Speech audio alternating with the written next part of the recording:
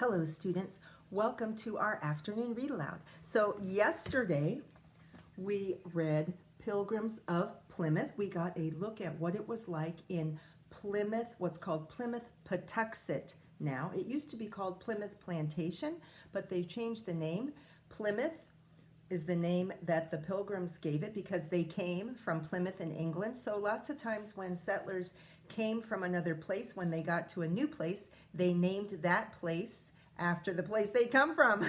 So they called it Plymouth, but the Wampanoag name for where they landed was called Patuxent. So now they've renamed this outdoor history museum. They've named it Plymouth Patuxent. So yesterday we got to look at Pilgrims of Plymouth, and today we're going to look at a different point of view. We're going to read Tapenum's Day, a Wampanoag Indian boy in Pilgrim times.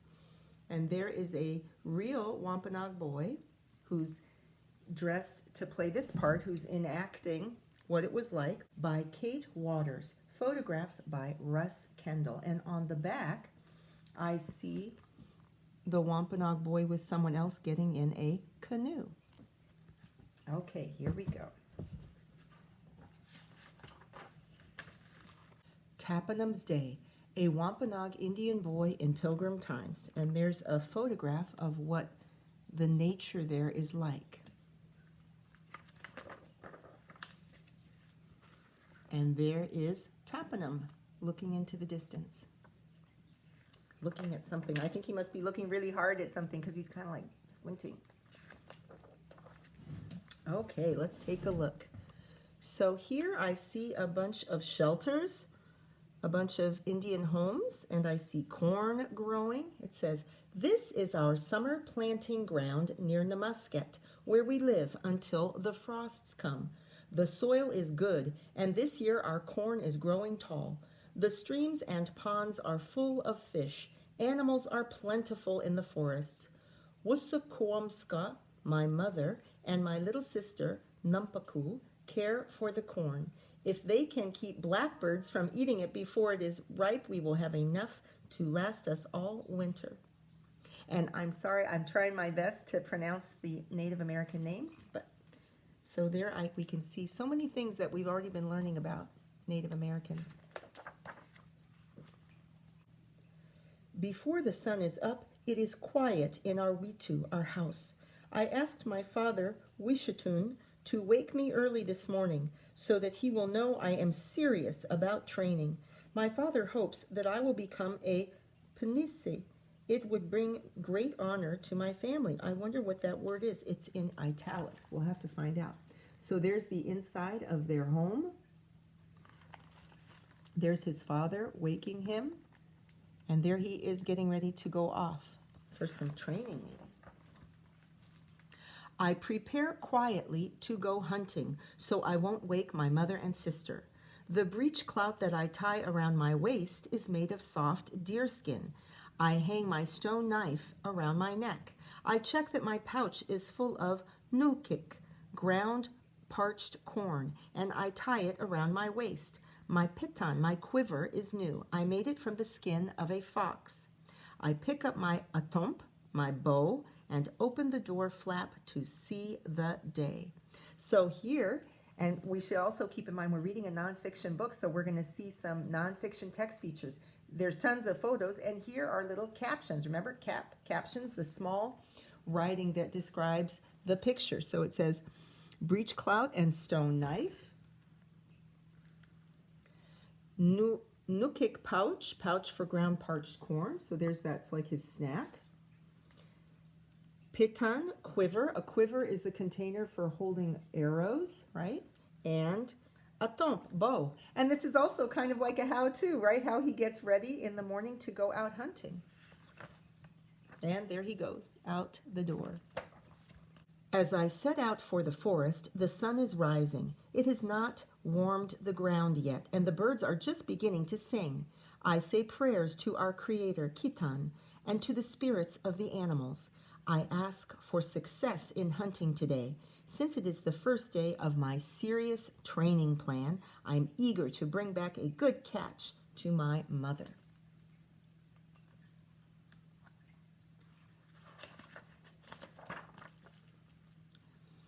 I have had nothing to eat all morning. It is best to hunt before the first meal because hunger makes the hunter more serious. But now I grow impatient. I am too hungry to wait, so I decide to rest and have some nukik. A little bit will quickly fill my stomach. So he decided to have a little snack while he's waiting in his hunting. Walking through the forest, I follow the animal paths. I look for droppings as sign that animals are nearby. I listen and watch. Many times I turn my head just as a rabbit disappears under the brush. At a place where there are many of the young green plants that rabbits like, I decide to stay still and wait. I shoot my kukotadash, but I'm always too early. I break one when it hits a tree instead of a rabbit. Perhaps I should not have eaten so soon. I need to concentrate on hunting, but I can't stop wondering why I wasn't chosen for the initiation this year. Okay, I got to stop and think for a sec. So he's talking about how he has a plan to go out hunting. It's like he's trying to get better at it and to bring back food for his family. And then he said that their tradition, right? Their tradition is that you don't eat before you hunt. You kind of hunt on an empty stomach because being hungry makes you a sharper hunter. But I guess he got too hungry, so he had to have a little snack. But now he also says he's distracted about something else. Let's see. For initiation, but let's continue. I put these thoughts aside. At last, I hit a rabbit and later on a squirrel. This is a good catch for me. Okay, there he is with the animals, and they're going to eat them. I walk quickly back to the Witu, thinking of hot food. My arms and shoulders ache from drawing the atomp so many times. I give my catch to my mother. She seems pleased, even though my father has returned with a turkey. I think of how much strength it takes to shoot an animal that large. If I am this tired after one morning, will I ever be that strong? So he's kind of wondering if he'll ever be strong enough to hunt a large animal, right? My mother gives my father a bowl of sobaheg, a bowl of stew, and Numpaku and I help ourselves. Numpaku talks on and on about her morning. 100 birds came from the sky, and I shouted and stomped my feet and sang loud songs and scared them away from the corn. Okay, so everyone's been doing their job. The mom had made stew. The little sister was scaring the birds away from the corn. That's the stew they're going to eat. Looks like it has corn and some meat. And there he's helping himself. Later, my friend Nutimus comes by to go fishing. On the way to the pond, we are quiet. We don't need to speak to know what the other is feeling. Finally, Nutimus says, I was sure you'd be chosen this year, Tapenum. I'm sorry.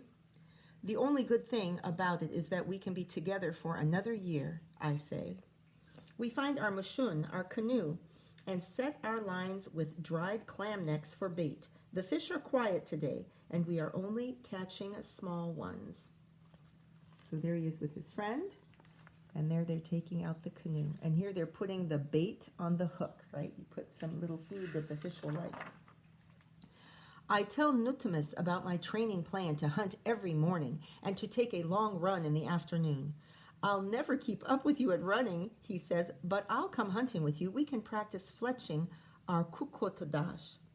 Even the small fish stop biting, so we pull the machine onto the shore. It is time for my run. I ask Nutimus to come too. If we practice every day, we will be strong enough to run to the colony and back. Wouldn't you like to see what the coat men are building now? But Nutimus shakes his head no and turns toward home. There they were in the canoe, and there they're finishing up. As I start to run, I see smoke in the distance. There are no planting grounds near here. Who would be making a fire in the middle of the day, I wonder. But I don't slow down, even though I sometimes feel brave and other times feel scared. I wish that Nutimus was with me. The smoke is closer now. At the far end of the pond, I see the camp. Could it be the coat men? I think the coat men are the pilgrims, right?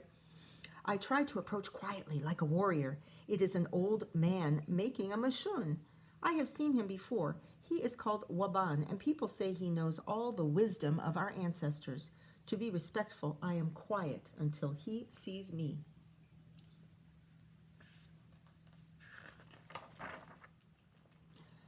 Kwe, Waban greets me. Kwe, I say, and I offer him the few fish I have caught. I hope that he will let me stay with him for a while. Perhaps he will know the secrets of being chosen for initiation. Waban sends me off to get water and more wood for his fire. He speaks of knowing my father and my mother. When he was younger, Waban was a powerful panis. When he asks me to stay, we cook the small fish. Then I ask him to help me practice fletching a quoquod.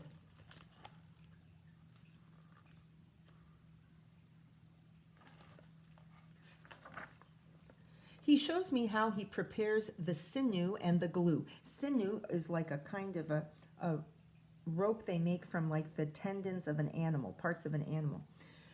I watch him wrap the sinew around the quill end of the feathers and the shaft. It takes him a long time to finish just one quoquod.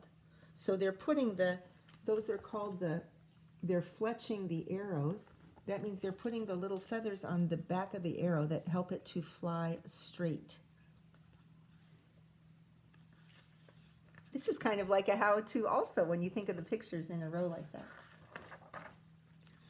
When it gets dark, we sit beside the water. I complain about how long it takes to prepare a quoquod, and he looks at me sternly and says, "You are impatient. Wisdom of spirit and strength of body take a long time to achieve.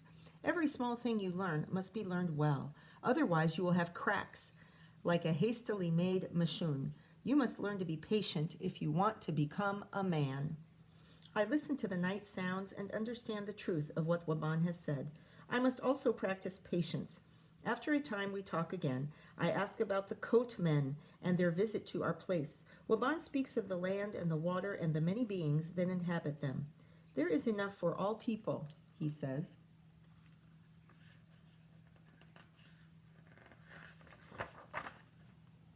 I ask Waban if I can share his fire, since I am so far from home. He welcomes me and gives me a skin. As I fall asleep, I go over the fletching in my mind. Tomorrow I will show Nutimus what I've learned.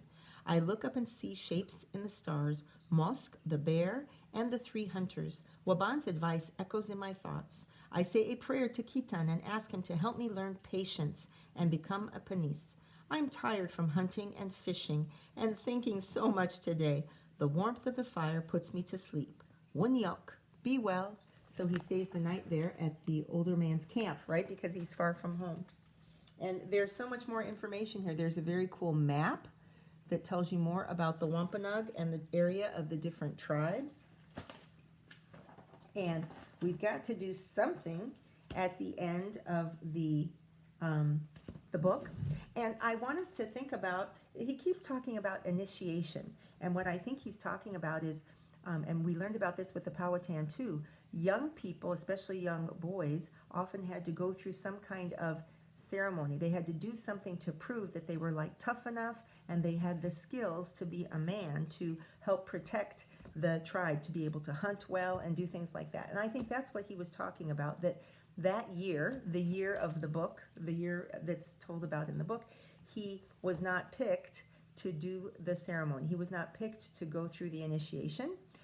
But he's trying to become more strong and more skilled and more wise. And he's learned from Waban, the older man who was building canoes, right? He's trying to learn more about being more wise and hoping that soon, the next year, he'll be chosen to do his initiation. I hope you enjoyed learning about a Wampanoag boy. Okay, I hope you have a nice afternoon. Don't forget to keep washing your hands, cover your coughs and sneezes, do some reading, do some writing, help your family around the house, and I'll see you tomorrow. Bye.